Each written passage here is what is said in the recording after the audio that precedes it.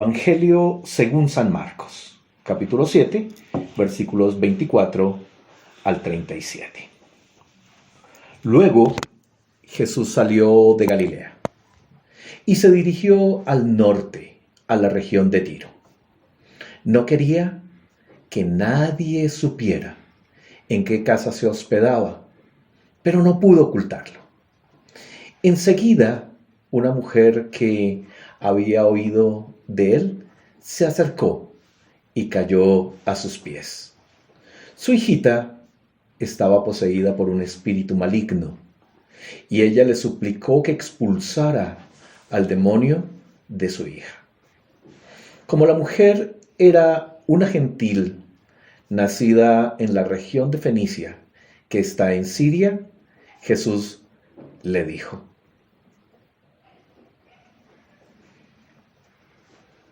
primero debo alimentar a los hijos, a mi propia familia, los judíos.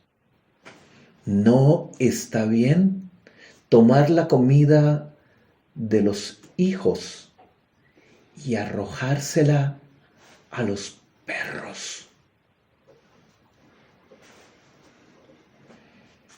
Es verdad, Señor, respondió ella. Pero hasta los perros que están debajo de la mesa se les permite comer las sobras del plato de los hijos. Buena respuesta, le dijo Jesús. Ahora vete a tu casa, porque el demonio ha salido de tu hija.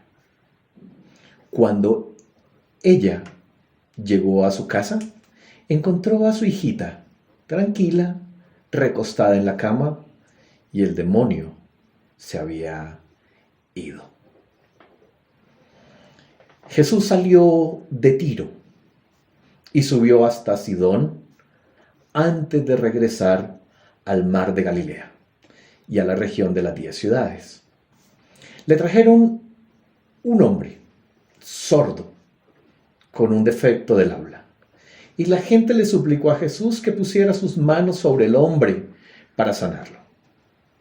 Jesús lo llevó aparte de la multitud para poder estar a solas con él. Metió sus dedos en los oídos del hombre. Después escupió sobre sus propios dedos y tocó la lengua del hombre. Mirando al cielo, suspiró y dijo: Éfata, que significa ábranse. Al instante el hombre pudo oír perfectamente bien y se le desató la lengua, de modo que hablaba con total claridad. Jesús le dijo a la multitud que no le contaran a nadie, pero cuanto más les pedía que no lo hicieran, tanto más hacían correr la voz. Quedaron completamente asombrados y decían una y otra vez: todo lo que hace es maravilloso. Hasta hace oír a los sordos y da la capacidad de hablar al que no puede hacerlo. Esto es palabra de Dios. Te alabamos, Señor. He titulado el mensaje de este día: manjares o migajas.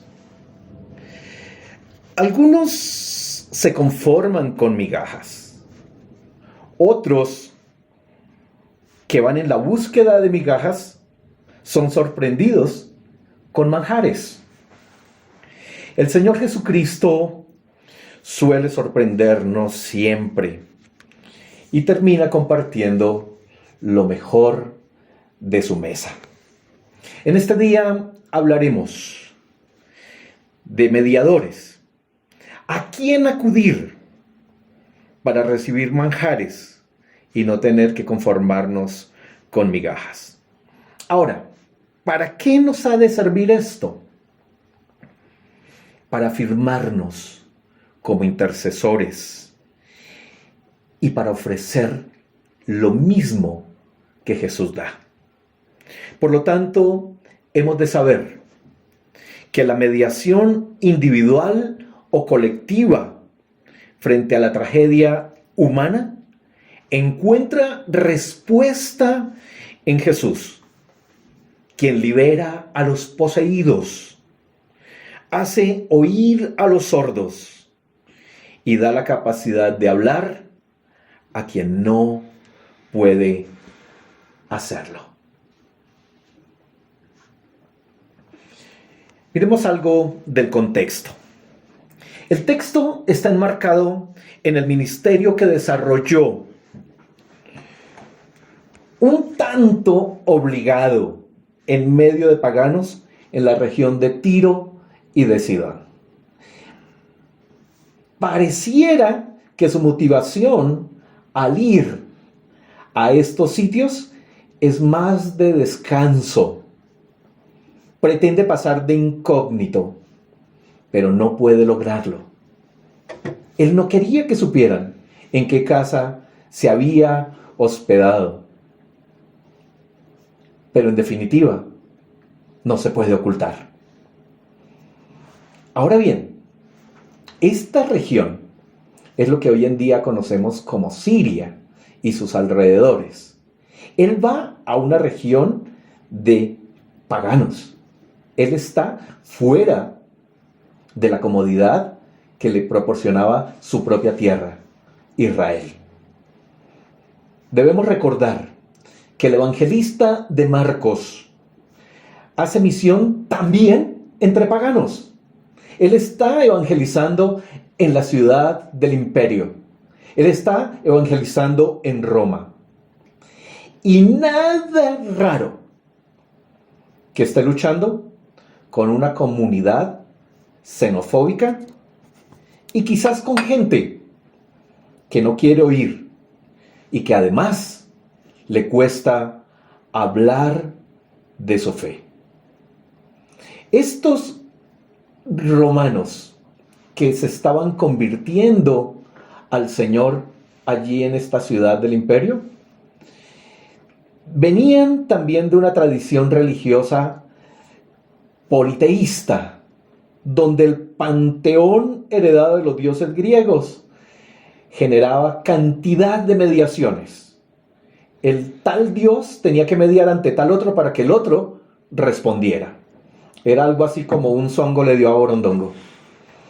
En últimas, buscaban siempre la posibilidad de que alguno de todo ese panteón terminara por escucharles. Pero ahora, ¿a quién acudir? ¿Cuál es la diferencia entre todos esos dioses de su panteón y el Jesús en el que ellos deben aprender a confiar y en el que deben desarrollar su fe?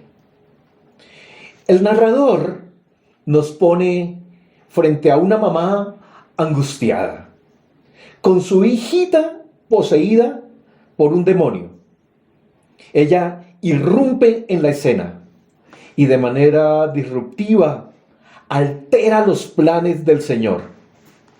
Esa mamá es la mediadora por su hija poseída. Pero también asoma una multitud suplicante que media por un hombre sordo y con dificultades del habla, es decir, tartamudo. A ellos les responde Jesús de forma extraña, pero dejando claro que su mediación la hicieron ante el Dios indicado. Veamos la mediación de esa madre angustiada.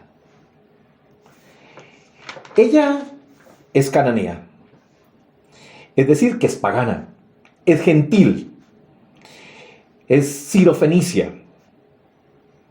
Y todo el dato que se nos da es que había escuchado algo del Señor. Y apenas sabe en qué casa está, se acerca y cae a sus pies. No sigue ningún protocolo judío, porque sencillamente no lo conoce. No sabe que mujeres no pueden tocar rabinos. No sabe que mujeres no se pueden acercar donde hay maestros de la ley religiosa. No sabe que está prohibido tocar a un hombre. Pero ella está angustiada por su hijita. El término hijita nos hace comprender que seguramente era muy pequeña, pero además muy querida, muy amada, al punto tal que esta mujer hace lo que sea para conseguir que su hija sea liberada. ¿Ante cuántos dioses habría ido? ¿Cuántas mediaciones habría tenido que hacer? Solo tenía una referencia del Señor, lo que había oído. Pero afortunadamente el oído de ella estaba muy bien entrenado. Además de oír, escuchaba. Y cuando se enteró de un tal Jesús que sanaba, de un tal Jesús que tenía misericordia por este tipo de personas, supo que ahí había una respuesta.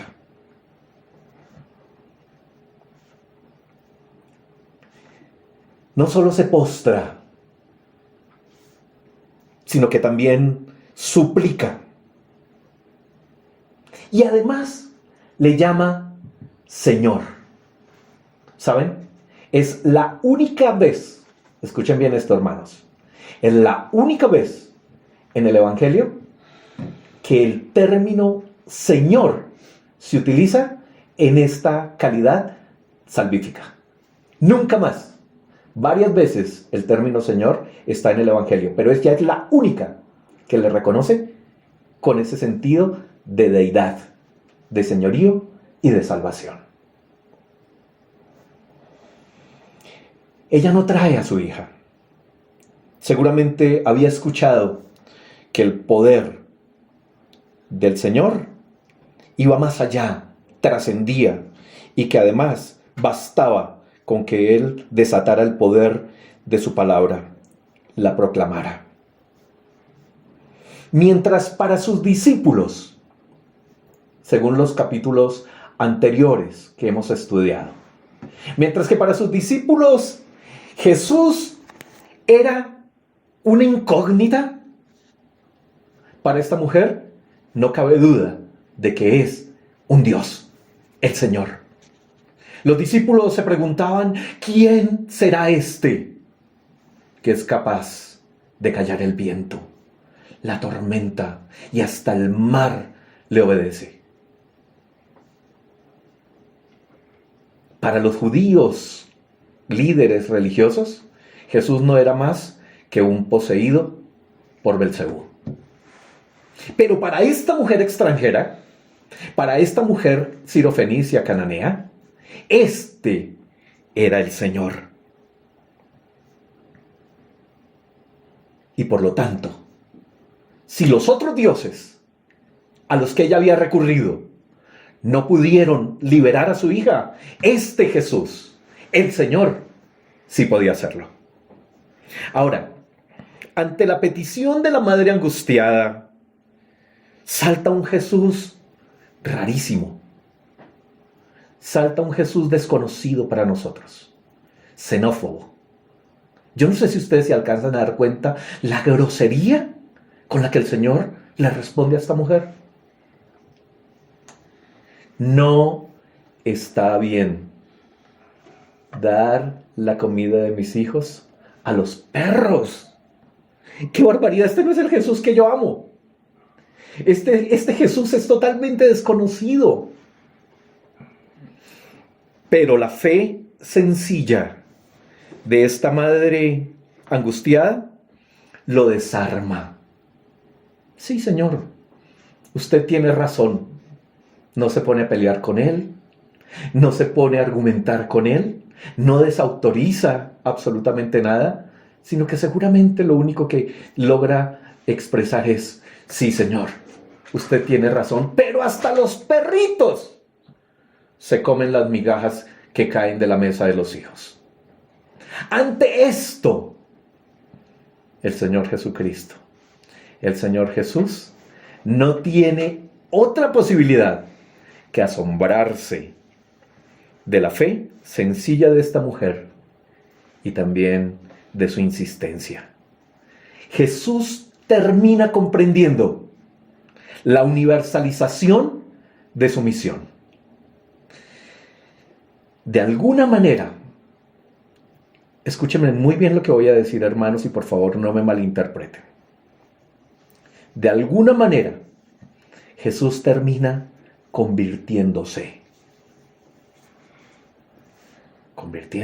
en el Señor de todos y actuando como tal, como el Dios del universo. Pero fue una mamá angustiada la que le hizo caer en cuenta y de la cual aprendió una lección de misión para toda su vida terrenal. Veamos ahora la mediación de la multitud. Estos, a diferencia de ella, sí le traen al paciente. El Señor ha salido de ahí, va nuevamente para Jerusalén y en la región de Tiro. Le traen una multitud suplicante, le trae a un paciente muy enfermo, sordo, pero además tartamudo. Y la solicitud de mediación es interesante. Es propia del pensamiento de la época. Se le pide lo que se le pediría a cualquier curandero itinerante. Póngale las manos encima para sanarlo. Para sorpresa de ellos,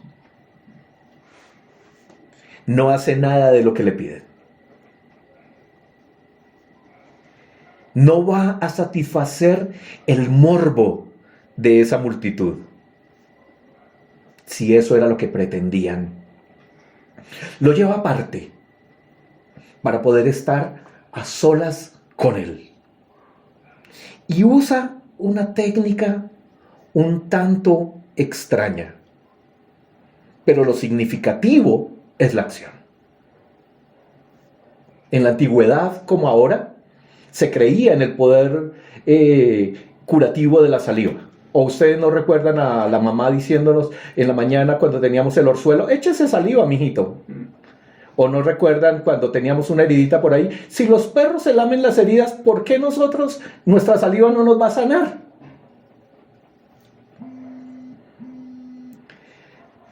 Lo lleva aparte para estar a solas con él. Y de una manera genial reproduce un génesis en la vida de este hombre y un génesis para toda la comunidad de fe. Mire lo que hace.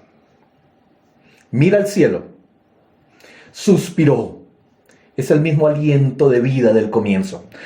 Suspiró y le habla a esa oscuridad y a ese no sonido, y le ordena, con la misma autoridad que dijo sea la luz, ahora le dice: Efata, ábrete. Este nuevo Adán, este nuevo hombre que crea una nueva humanidad, le da la posibilidad de que escuchen los sonidos del reino y que escuche también y que puedan hablar de esas maravillas de esa creación.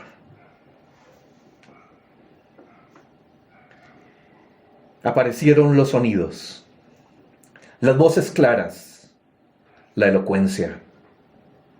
Y del simple maestro curandero que reconocía la multitud, el asombro por el milagro, los transporta a la misma adoración. Todo lo que hace es maravilloso. Hasta hace oír a los sordos y da la capacidad de hablar al que no puede hacerlo.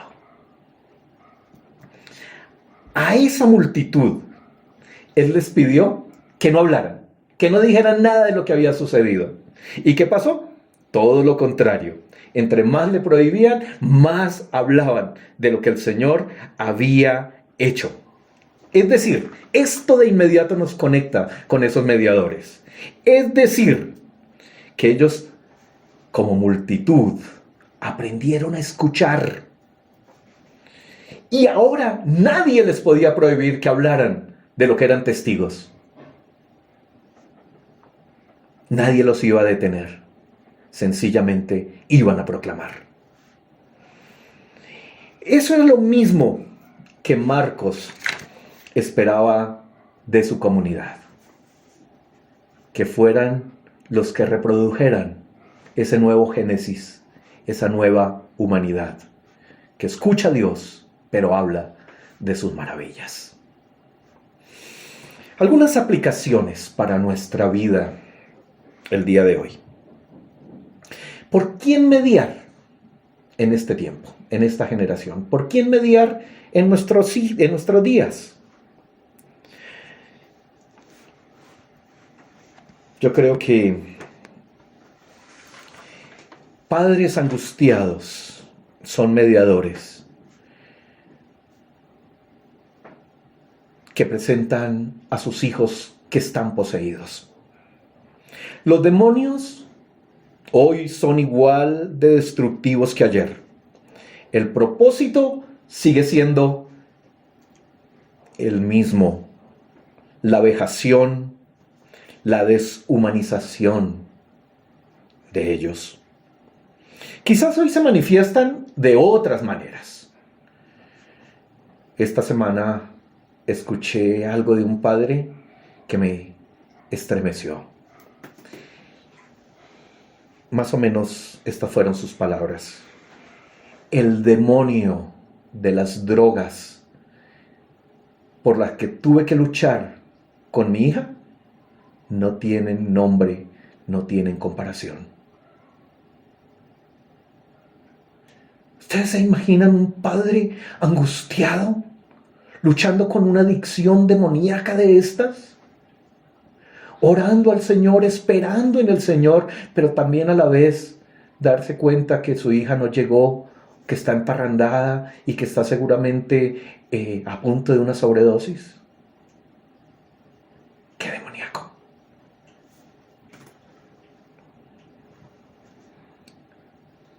¿Cuántos padres angustiados hoy tienen que presentar a sus hijas o a sus hijos, a sus hijitos, por desórdenes emocionales? ¿O no crece la bulimia o la anorexia en medio de nuestros niños, en medio de nuestros jóvenes? Ahora, ¿no será una posesión demoníaca tipo película de Hollywood? Pero no me diga que la mentira en la mente de estos pacientes no es lo que el diablo utiliza para someterlos y vejarlos.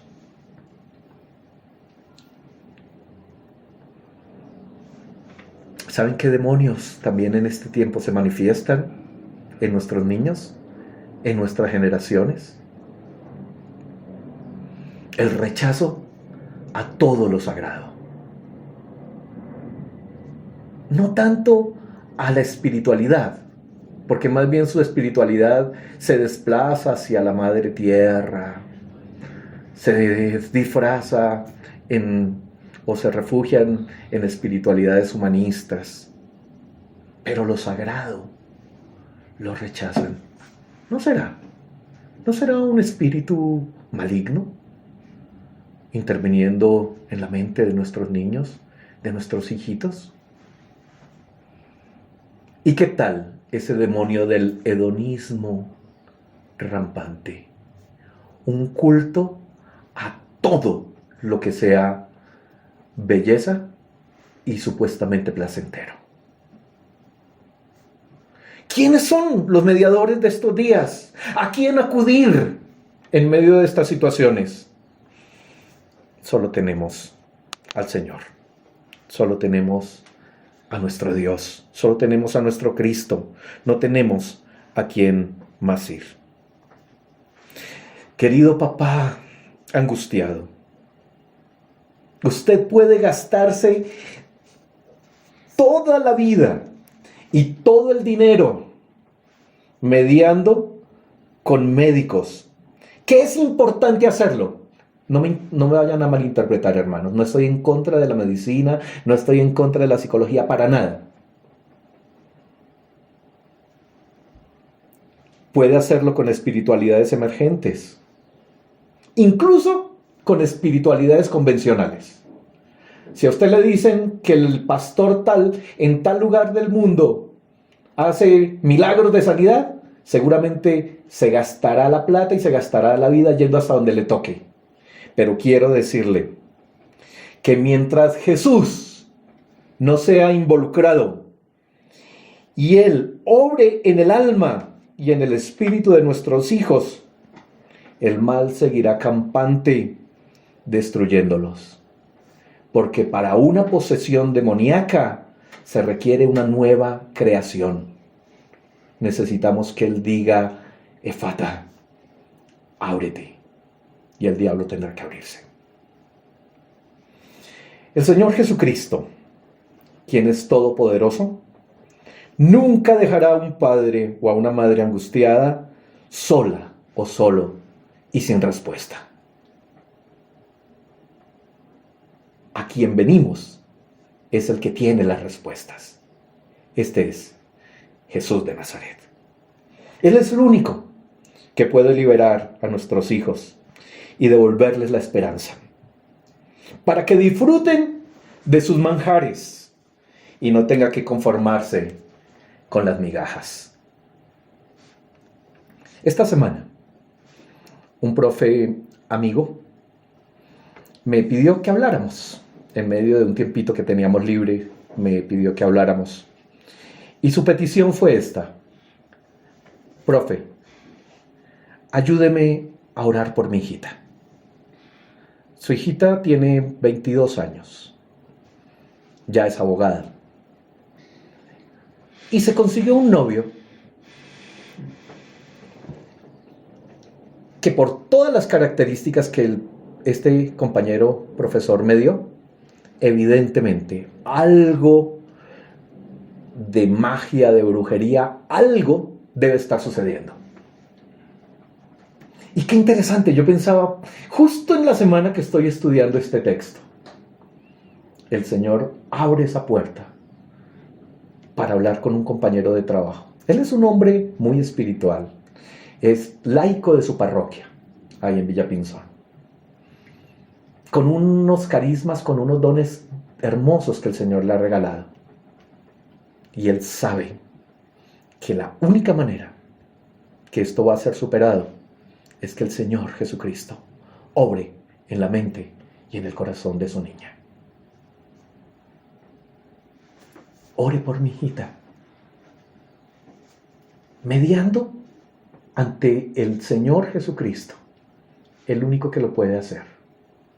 Y yo estoy convencido de que así será y que el Señor dará la respuesta y esta niña terminará completamente libre. Ahora miremos una aplicación más. Por los sordos y los que tienen dificultad para hablar o para ser escuchados. El médico amigo, nuestro amado José Fernando, esta semana me recomendó ver una película para enriquecer la preparación de este texto. La película se llama El lenguaje del corazón y explora la dificultad de enseñarle a hablar a una niña sorda, muda y ciega. Una religiosa tiene que convencer a la Madre Superiora para que reciban a esta niña en su convento. Y esta monja se dedica las 24 horas del día hasta ayudarle a descubrir los sonidos y enseñarle las palabras con lenguaje de señas para que pueda hablar y expresar los sonidos de su corazón. Pensaba que el gesto de Jesús de separar al hombre de la multitud era manifestarle la importancia que él tenía como ser individual y a la vez la importancia que cada uno de nosotros tenemos para el Señor, la exclusividad de su amor y el trato personalizado que nos da. Al igual que esta monja, 24 horas al día, este Jesús se dedica a ayudarnos o enseñarnos a escuchar, a oír, pero también a hablar con claridad. Y la única manera de crear los sonidos es que haya una nueva creación, que haya un nuevo Génesis en medio de nosotros. Así como la comunidad de Marcos luchaba con la xenofobia, con el sectarismo, con el analfabetismo, la falta de sonidos y de palabras, lo mismo pasa en nuestros días. Y la única manera de crear los sonidos y las palabras de Dios en sus corazones es dedicarnos exclusivamente a ellos. Creo que hoy más que nunca, escúchenme bien hermanos, por favor, hoy más que nunca, el discipulado personalizado es urgente y fundamental.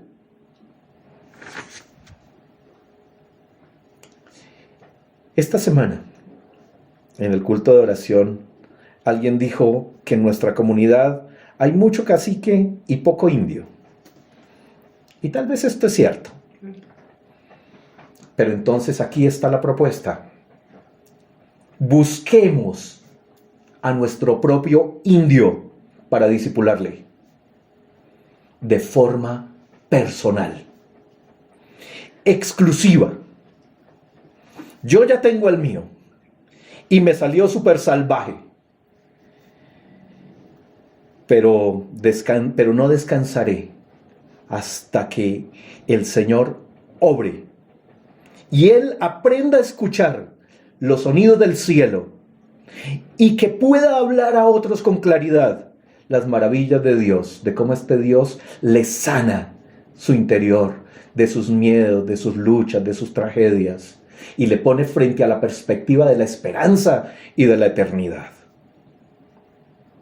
Sin xenofobia, hermanos, solo como una expresión popular. Permítame preguntarle, ¿dónde está su indio o su india para discipularle de manera personal?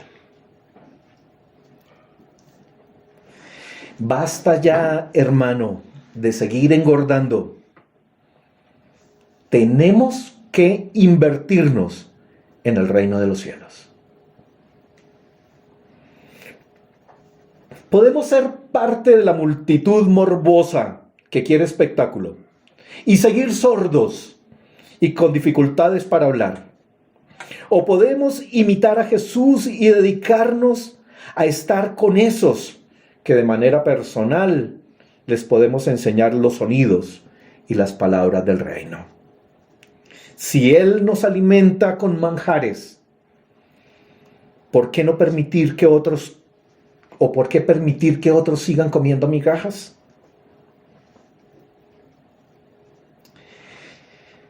Las tareas, yo creo que saltan a la vista, hermanos. La primera, busque a quien discipular. O en su defecto, busque a un discipulador. El culto no es suficiente, hermano. Permítame decirle con toda honestidad. Usted puede seguir conectándose todos los domingos y gracias por hacerlo. Pero no es suficiente, hermano. No es suficiente. Discipule a alguien. O en su defecto, busque un discipulador que le enseñe los sonidos del reino, las palabras del cielo. 2. Continúe intercediendo. Usted y yo somos mediadores ante el Señor. Presentemos a nuestros hijos, presentemos a nuestros compañeros de trabajo, presentemos a nuestro país, presentemos, somos mediadores. Y el Señor traerá respuesta. El Señor responderá y hará caminos que nosotros ni nos imaginamos, sendas que nosotros ni nos imaginamos. En tercer lugar, decida comer saludable. Coma manjares. ¿Por qué comer migajas? Esta es la propuesta del Señor para nosotros y para todos los que quieren venir a Él. Termino diciéndoles, este Dios, este Jesús, Dios humanado, es todopoderoso, tiene autoridad sobre el mal y la enfermedad, es nuestro mediador ante el Padre y nos alimenta con manjares. El que quiera comer migajas es porque se le antoja por su decisión. Pero Jesús quiere todo lo contrario para su pueblo, que coman manjares. Incline su rostro y vamos a orar.